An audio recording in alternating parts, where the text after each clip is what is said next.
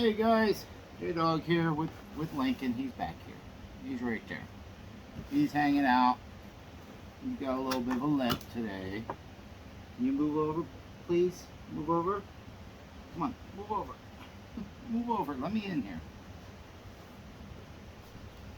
All right.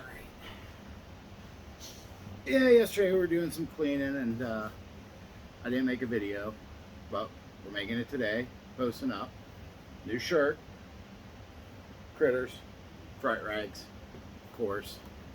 You know, where I get most of my t-shirts. But today we have from Iron Studios, the Micheal Myers Halloween II statue. Front of the box is pretty cool. You got the side view there. Got the Iron Studios logo there. Then on the back, what the statue actually looks like. So let's unbox her. Let's get her out here. The Halloween movies they're a lot of fun. Old school classic slasher. You know, first one's taking place in the same town, his hometown. The Halloween franchise is pretty cool because with all the sequels, you know, he always returns to the same town. He's not kind of like Jason Voorhees and Crystal Lake and Freddy Krueger on Elm Street, but like even there we go. So we got her open. Let's start with the base. Good packaging again.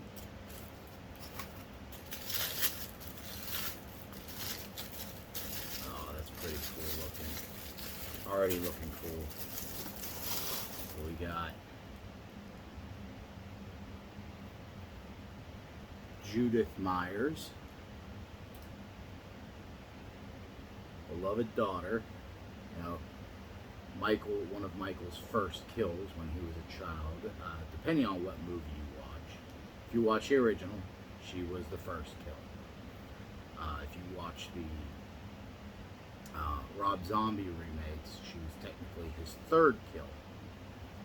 Well, technically his fourth, because he killed that school bully, and then he did his stepfather, whatever that guy was, and then the girl's boyfriend, and yes, Judith. And pretty cool, the gravestone, which he steals in the movies and brings home. And you got the jack-o'-lantern and then the bucket of candy there. Yeah, that's all right, that's nice. All right, and then we got,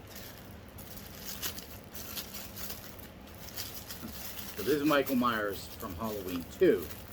Same guy, just how he kills people. You know, classic butcher knife. It's a security guard, you're going to see what happens with him. But it's a security guard from the hospital. I'm just going to set him right down. And then there's not a lot of little parts in this one. It's just 3 pieces. Which is pretty cool. You got, wait, there is a little part. He's missing a hand. Oh, it's attached to his back. Okay. So, 3 pieces for this statue. You got the base, you got the security guard, and then you got Michael himself. They wrapped up his hand here, this arm here. I guess because they didn't want it. Yeah, that's smart. Holding the butcher knife, they don't want it to break. Yeah, so we got Michael. Lincoln's getting curious. He's inching over on the floor here. So we got Michael. The iconic mask, which is a mask of William Shatner's face. He will live in infamy for being, let's see, let's put his victim on here first. He's got a little peg going into the hole in his arm, his hand there, and then it snaps up in with magnets again, as usual, with Iron Studios. And then here we've got the base, another little peg, and a little magnetic slot. Goes right on. Real easy to assemble this one. There we go. Michael Myers from Halloween II. Holding the dead security guard that he stabbed. His knife's got some blood. Yeah, a little bit of blood on there. Just a little.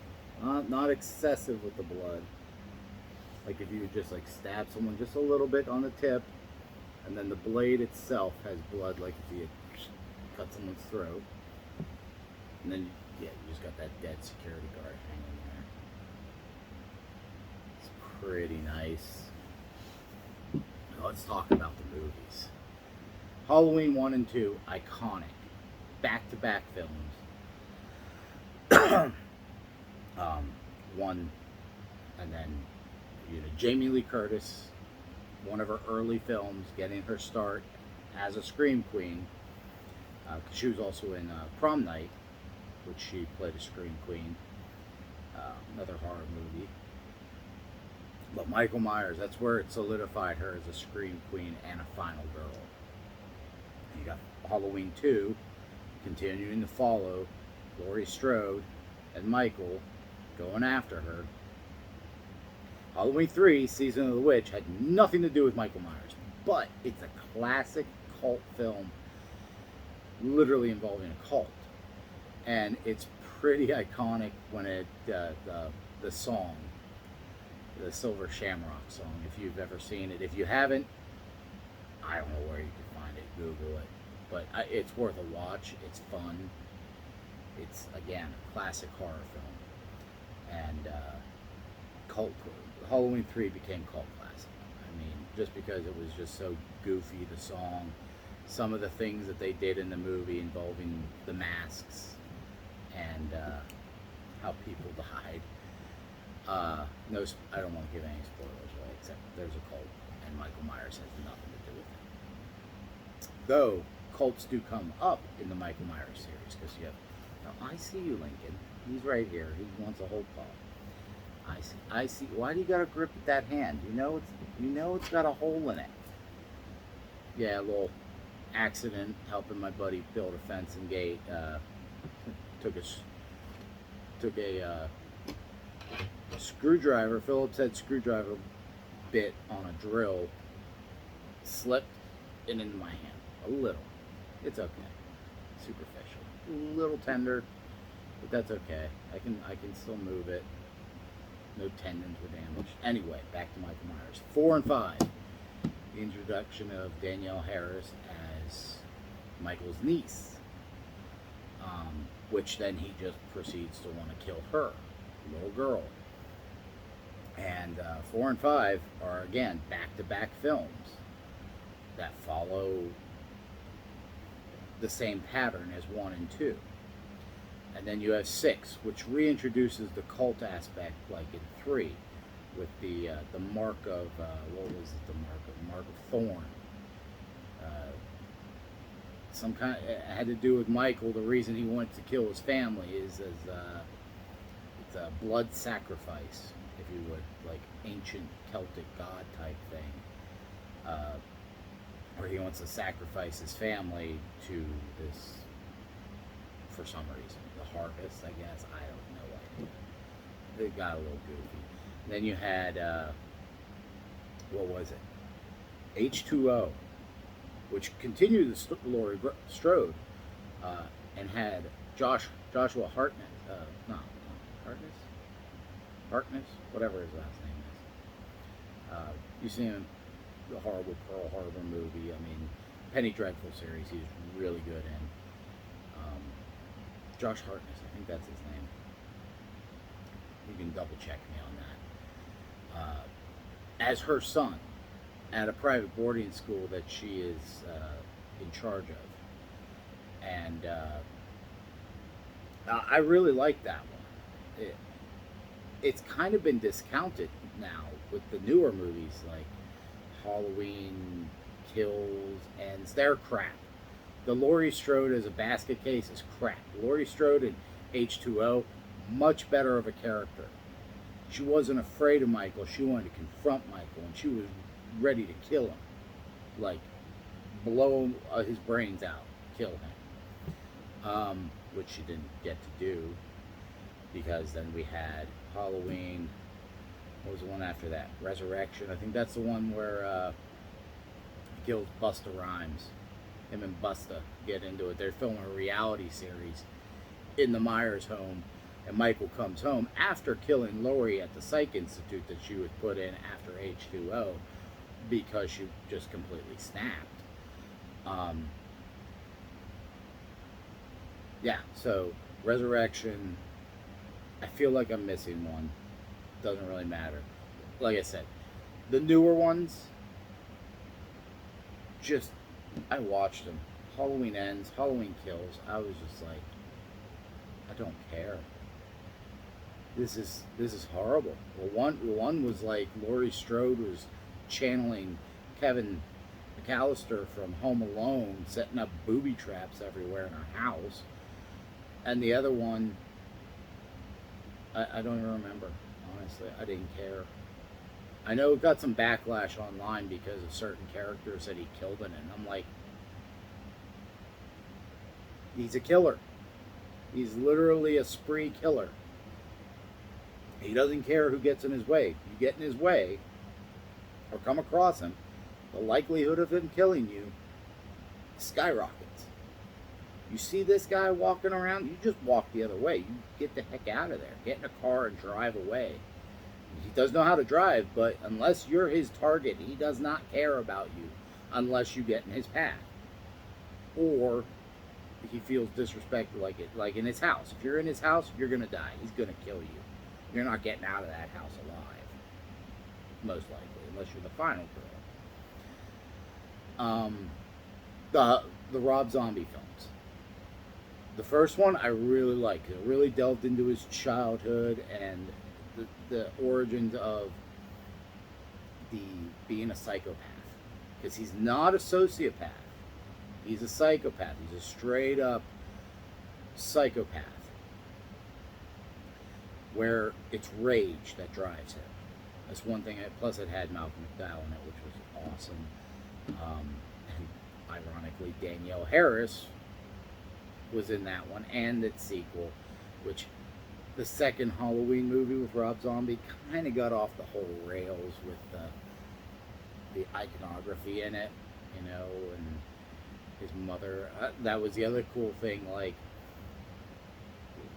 in the original movies, Laurie Strode was all that was of his family that we knew of. In the Rob Zombie one, it explains, because he kills most of his family, except for little Laurie and his mother. Because, yeah, he didn't kill his mother in the original ones either. And then you're like, what happened to his family? I mean, they just screwed off. They didn't care. They abandoned a baby and just left. Who knows? But the Rob Zombie one explained it. I mean, they made her a stripper, which was a little... I was like, why can't it just be a wholesome family where the kid goes crazy? You know, you have that. They showed it. The Rob Zombie film really kind of showcased the nature versus nurture aspect. They tried to nurture him to be loving, but it was his nature to be a psychopath. He always was, but also the environment that he lived in kind of pushed him towards that as well, because he lived in a very unhealthy environment. Mom's a stripper, stepdad's a creep and a perv and just a general around asshole and dick. And you didn't feel bad when Michael taped him down to the recliner and then cut his throat. You didn't feel bad for that guy because he kind of deserved it. He was a dick. The boyfriend, I was just like, yeah, you're touching his candy. He's going to off you. And then the sister, it kind of, the way Michael approached his sister in the Rob Zombie one kind of gave me very creepy vibes that Michael somehow was into his sister in a very unhealthy way, which, I mean, he was already unhealthy with his sister because he kills her. At least in the originals, eventually they give you a little reason behind that, you know, with the whole cult thing and the reason he's doing it. Still great movies. I always recommend go back and watch the originals. And if you want to watch the Rob Zombie one, watch the first one. First one's good. Second one, not so much. You can skip the second one. Just watch the first one and just presume that he got blown in the brain and died. You don't need to go back to the second one. Though Rob Zombie is a good filmmaker. I like several of his movies. 31, The Devil's Rejects. I actually do like House of a Thousand Corpses. A lot of people like, yeah, it's not that great. No, actually, it's not bad. It's pretty messed up, and it has a really interesting cast for the protagonists. That, well, they all don't survive. None of them. Spoiler alert: the movie's been out for over a decade. The movie's been out for a while. I'm not afraid about spoiling stuff because you should have seen it by now if you like horror. And if you're a Rob Zombie fan, just from his music, you want to watch his movies anyway because you want to say, hey, you know, I watched your movies. I like your music. But I watched your movies, and they were good. His one animated film, The World of El Super Beasto, that was a weird, goofy one. 3 from Hell was actually my least favorite one. It was creative in the way they killed people, and where they went with the story, and with Sid Haig passing, what they did with it before, you know, what they were able to film before he passed on. But yeah, no, Michael Myers, 1, 2, 4, 5, H2O, and Resurrection. Those are the ones I'll watch. I won't watch the new ones, they're garbage. I watched them once each, and I was just like, done. But Halloween 3, again, that's a standalone one. Season of the Witch, it's hilarious to watch. That song will get stuck in your head like none other. And there are people online that will play that song around Halloween. I think Michael Myers, they refer to him in the movie as the Boogeyman. He is iconic because he's just quiet. He doesn't say anything. You never really know his motive. Some of the other movies give you some allusions to his motive. But he is just a straight up spree killer. And I was happy to get this as one of my first horror statues. Straight horror movie statues. I have the Chucky from Child's Play 2 statue that we will be doing probably next week. I'm only going to make a couple videos, and this is one of them today. I've also ordered from an Australian company. I found some more statues, 2 of which were Iron Studio statues, one of which was a convention exclusive that they did in Mexico. And, you know, I don't want to give any spoilers away to what they are, but I got 3 statues ordered from this Australian company that when they get here, it's going to be fun. I'm going to be excited to do all 3 of them. One is another, I'll give you some clues. 2 of them are directly related to horror films. One is more a horror comedy. And the other one is, I guess you could say horror, sci-fi. But one is for my horror shelf in my cabinet here. So, yeah. It's a pretty nice detailed statue. Again, 3 solid pieces. Really easy to put together compared to some of the other ones that we've done. But again, it's got a nice solid base to it. Nice wide solid base. You just appreciate that for a minute. Just Michael being Michael. The details on the mask are pretty nice too. The shading. It's a little darker on this side compared to this side. Because in the first movie, the mask, he gets... Difference between Rob Zombie's Halloween and the original Halloween was he just grabs the mask randomly. In the Rob Zombies one, it was Judith's boyfriend at the time that had the mask, and he picked it up and used it. But his first kills happened with the clown mask. Just that cheesy 80s. If you stuck your tongue in those holes, you always cut your tongue. Nasty little plastic masks that you wear. Um, yeah, the legs of the security guard are resting right there on the base. Like he's just dragging his legs as he's walking. But yeah, nice detail. I mean, as far as his body goes, he wears a onesie jumpsuit, so you're not going to get much detail with that. It's literally just a mechanic's overall suit, and boots. He's got boots, which I like. The Rob Zombie one, he escapes from the hospital, after messing some people up, because there's just you just in the Rob Zombie one, there's so many people he kills that you don't feel bad for because they're not good people. You're just like, I think he's doing a service to society at some points in this movie, by just ending some of these degenerates. There were some people you were like, they're gonna die because they, got in his way. But do they really deserve it? No. There's one, the Danny Trejo kill. You're just like, is he really gonna kill him? Does he really deserve it? No, he doesn't.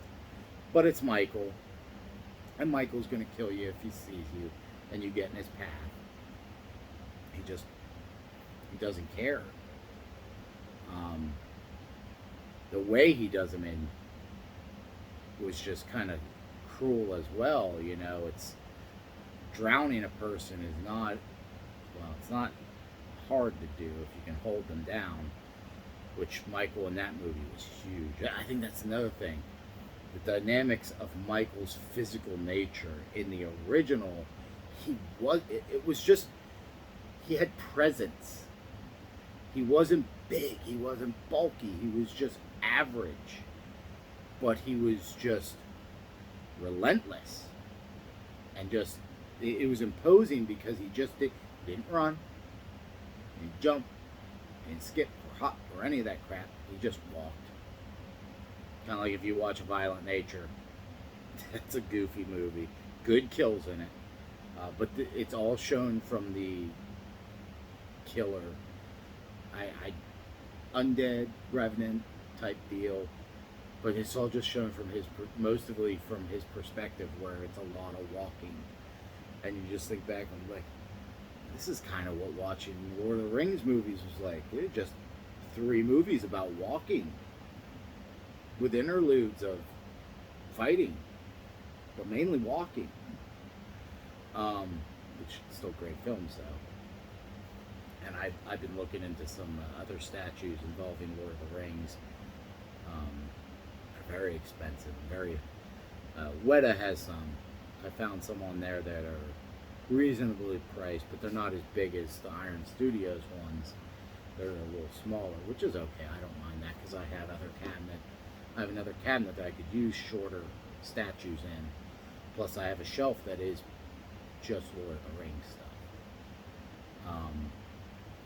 Because I had, back in the day when the DVDs came out, I got the collector's edition. So I got the Smeagol statue, I got the Argonath bookends, and the little jewelry box of Minas Tirith there in the shelf. Plus, I used to paint miniatures back in the day, and I got a Balrog that I painted, and it's in there, which I was very happy with how it came out with my painting skills, which aren't the best. But of course, this was also many years ago when it first came out, and that was a hobby that I did, was painting miniatures. Kind of fell out of that, but anyway, yes, Michael Myers. This Rob Zombie ones, he had presence, of course. He's an imposing figure, but it was like, as a kid, he wasn't that scary. He was kind of a husky kid, kind of ugly looking, like goofy looking, which I think played into his personality defects, being made fun of for his family life, his mother, his sister, and his looks and his behavior. and you know, no one knew until they raided his locker and they found all the pictures of the dead animals because they were his trophies. The pictures, like that one showed that he was on his way to being like a serial killer, even because he kept trophies of his kills, and he had like he really liked killing small animals, and that's the sign of psychopathic behavior. But keeping trophies is more of a serial killer type of thing rather than a spree killer, which the original Michael was. The other Michael was more a serial killer in the essence of him keeping trophies, like his masks also to hide his identity, all those paper mache masks he wore. This Michael didn't do that. This Michael was a normal kid until all of a sudden, time to start the stabbing. And then once he started, he didn't stop. Everyone that got in his way died. Rob Zombie, same way. Started stabbing, everyone got in his way. But he had reasons for killing people up until a certain point, and then it was just like, okay, you're in my way, I'm going to kill you now. Of course, Rob Zombie got more creative with kills. He still had creative kills. No one has more creative kills, better creative kills than Jason and Freddy. They're both up there with the creativity of their kills. Freddy more so because he could get in your head and kill you in your dreams. I mean, iconic finger knives aside, he did mess with people. Jason, when he used different weapons, it was fun to see. Okay, he doesn't just have the machete. Like everyone is like, it's his iconic weapon. Actually, he didn't have the machete until the third movie, and not even the whole time. Like he killed people with his bare hands. He used a pickaxe, pitchfork. I mean, the guy was versatile with weapons. Improvised weaponry was Jason Voorhees' thing until, you know, eventually he just had a machete and just was always the machete guy. But yeah, Michael, another one. He could kill you with his bare hands. He's just determined. Butcher knife was his thing, though. A big butcher knife. Like, bigger than average butcher knife. Like, I have butcher knives, and I've never seen one or owned one as big as the one Michael runs around with. He's got a big one. Oedipus complex much? I don't know. He did use other weapons when a butcher knife was not available. He used a scalpel once or twice. Again, the Rob Zombie one, he hid the mask and the knife in his floorboards before the police came after he killed Judith. So when he got back, he immediately went for the mask, got his knife. Those became his iconic weapons. The second one wasn't even a butcher's knife. It was a Bowie knife. It was a big Bowie knife, but it was a Bowie knife. It wasn't a butcher knife. But he killed people in other ways too. Hung them up on, you know, coat hangers and stuff, coat hooks on the wall. That Michael did the same thing. But yeah, Michael Myers, Halloween, iconic boogeyman of horror film. The role of Dr. Loomis, which both actors that portrayed Loomis were brilliant. Donald Pleasance in the first ones, in the originals, and then Malcolm McDowell in the Rob Zombie ones. And they both portrayed Loomis differently. Malcolm McDowell wanted to help, and I think he was also secretly studying this kid because he's like, I'm going to sell books off this kid going into his adulthood. And that's what he did in the movie. And the Rob Zombie films, Loomis became a little psychologist celebrity, if you would, just based around Michael himself. The Loomis from the originals, he was just like, keep him locked away. He didn't want to treat Michael because he saw Michael for what he was, pure evil, pure just walking death. And they were both like, keep him locked away. But Donald Pleasance didn't want to try and treat him or talk to him. He was just like, nope, lock him up. Nope, he's crazy. He's barely human, mentally or emotionally. Just lock him up. Malcolm McDowell tried to treat him as a kid going into adulthood, and then eventually was just like, I give up. I'm going to go write a book on your ass. I mean, he didn't tell him that, but I'm going to go write a book and then, become a little bit of a celebrity and try and, piggyback off that. And then he did it again. He tried with the second movie, the second Halloween movie by Rob Zombie. He, just kept profiting off tragedy, off Michael's murder sprees. The other one didn't, because in H2O, the beginning, how Michael finds where Laurie is, he goes to where Dr. Loomis retired, kills the nurse that took care of him because she had information that would lead him to Laurie, not knowing that she also had a son, and because he just wants to kill, he just wanted to kill Laurie. But he killed anyone that got in his way. Like getting that information, he killed everyone that got in his way to get that information. As soon as he got that information, poof, vanished.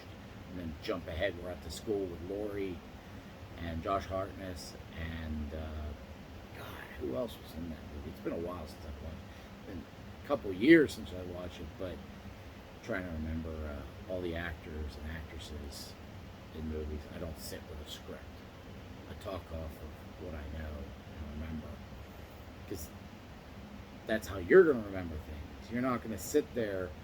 I mean, we all have phones. If we want to look it up, we can look it up. Yeah, so I think I might this Halloween. I do 31 days of Halloween, and I will be posting up. I might make some videos talking about what I watched that week. I watch one movie every night, and I post up.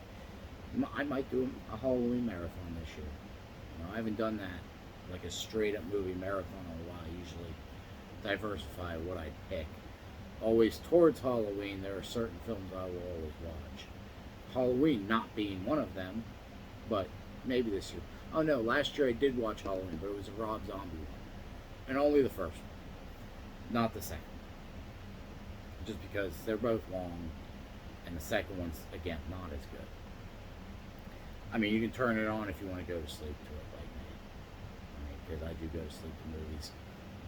And I'll put on movies, people are like, how do you fall asleep to something like that? And I'm just like, it's background noise. I need some kind of background noise to go to sleep, whether that's music or a movie or a TV show. Just something. But yeah, here we go. One last look here at the Iron Studios. And this is a new statue.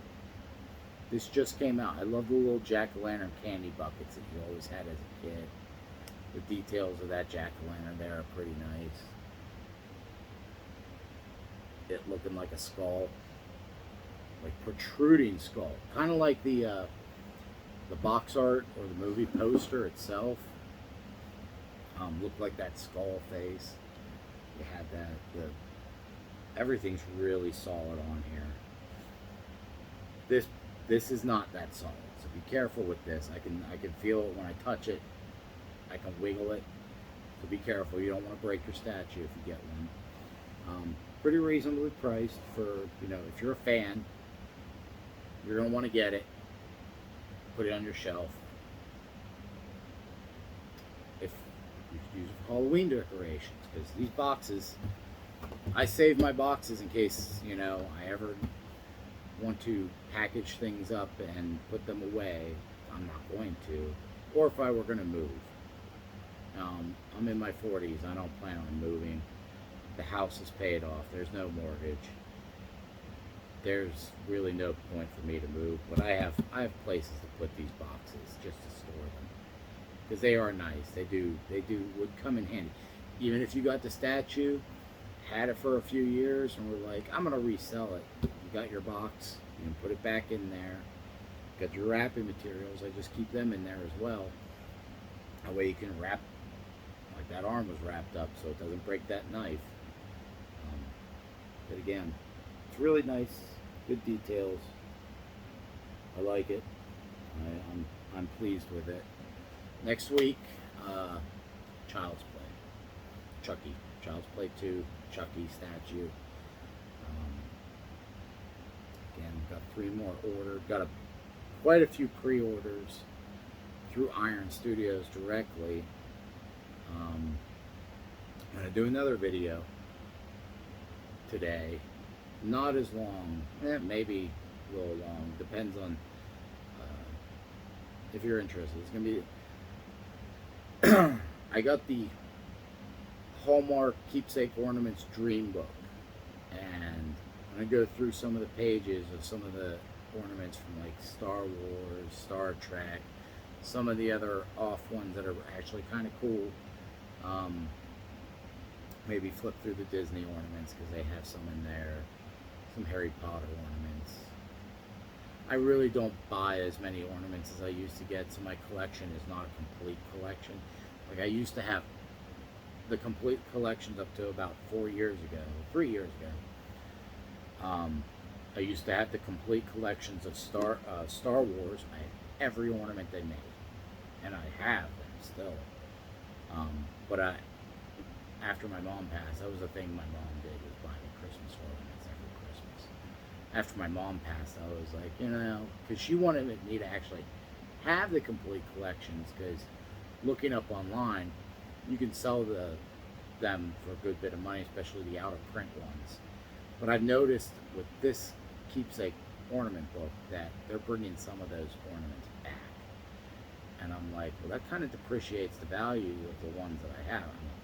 I have no intention of selling my ornaments. I like them, especially some of the older ones that they aren't reprinting. But yeah, we're gonna do that here shortly, and we'll see you in a little bit. Like, share, subscribe, comment. If you guys have suggestions for statues, or where I can find statues for, say, horror movies, sci-fi, fantasy, superheroes. I was looking at a few different ones. I was looking at a Martian Manhunter statue. I like the Martian Manhunter. I think he's a good hero. Batman. There's a lot of Batman statues out there, and I haven't found one that I really like. He is one of my favorite heroes. Now, one of my all-time favorite heroes is Green Arrow. I have 2 hardback books that were written by Kevin Smith for Green Arrow, and they were a lot of fun, and they take place after Hal Jordan was parallaxed and left his ring with Oliver. And Oliver even tries to use the ring, but his willpower is not that great. He exhausted himself trying to create one light filament arrow using the ring, and it exhausted him. And I was just like, yeah, Green Arrow is never going to get a power ring, because he just doesn't have what it takes. But anyway, thanks for watching. Sorry Lincoln wasn't in it that much. I think I have to take him to the vet tomorrow. He's limping. He might pull the muscle again. The dog pulls muscles. It's always his right leg, too. He did it earlier this week. Gave him the last couple pills he had for anti-inflammatories, but he's limping on it again today, and I don't know why. He was fine all day yesterday. Not that he did much because it was raining, but yeah, he's probably going to go to the vet tomorrow afternoon after I get home from, pick him up from work, and after work, and take him over. See if they can give him a quick look over, because he is favoring it way more than usual. So I just hope it's not a torn tendon.